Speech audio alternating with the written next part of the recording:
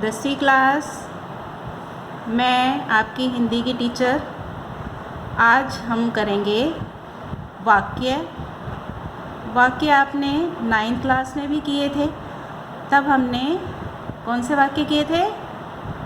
तब हमने किए थे अर्थ के आधार पर वाक्य भेद। लेकिन आपकी 10वीं कक्षा में हम करेंगे रचना के आधार पर वाक्य भेद। रचना के आधार पर मतलब वाक्य वो किस तरह से निर्माण हुआ है, उस वाक्य का, उसकी रचना क्या है।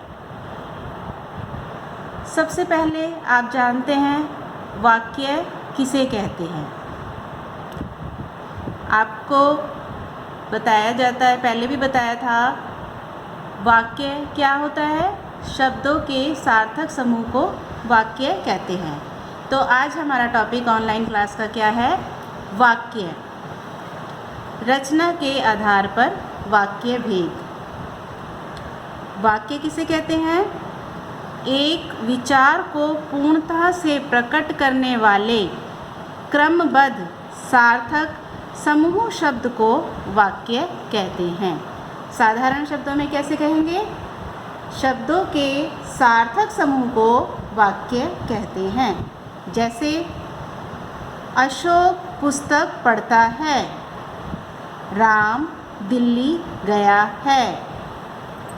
एक वाक्य में कम से कम 2 शब्द कर्ता और क्रिया अवश्य होने चाहिए।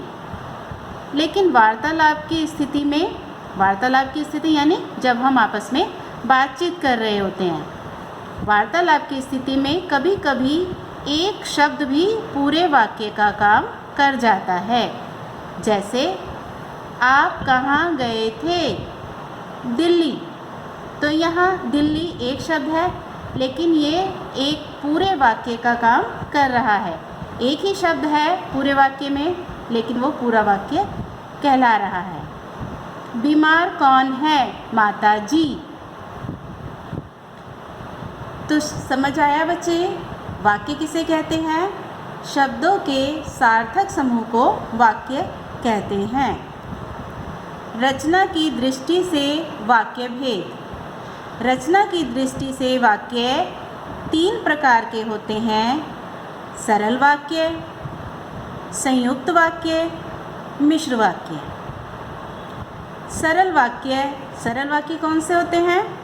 सरल वाक्य स्वतंत्र रूप से प्रयुक्त होने वाला उपवाक्य है। मतलब उपवाक्य भी होते हैं। एक वाक्य के 2 या 2 से वाक्यों को जोड़कर भी एक वाक्य बन जाता है, तो इसलिए उपवाक्य भी कहलाते हैं वो। एक वाक्य स्वतंत्र रूप से प्रयुक्त होने वाला उपवाक्य है कौन? सरल वाक्य। इसमें यानी कि सरल वाक्य में एक उद्देश्य, एक विधेय और एक ही समापिका क्रिया होती है। क्या समझ आया? सरल वाक्य में एक उद्देश्य और एक विधेय और एक ही समापिका क्रिया। इस शब्द पर ध्यान देंगे, एक ही समापिका क्रिया होती है, यानी कि एक सरल वाक्य में एक कर्ता और एक क्रिया का होना ज़रूरी है। इसमें कर्ता, कर्म, पूरक क्रिया और क्रिया विशेषण में से कुछ घटकों का योग होता है। जैसे नकुल हंसता है, आप क्या लेंगे?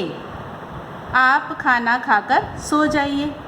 अब ये 3 वाक्य हैं और ये तीनों किस में आते हैं? सरल वाक्य की श्रेणी में आते हैं। सरल वाक्य जब हमने 9th क्लास में पढ़ा था अर्थ के आधार पर वाक्य भेद, उसमें आपको पहला वाक्य भेद था विधानवाचक वाक्य। तो सरल वाक्य हमारा विधानवाचक वाक्य भी होता है।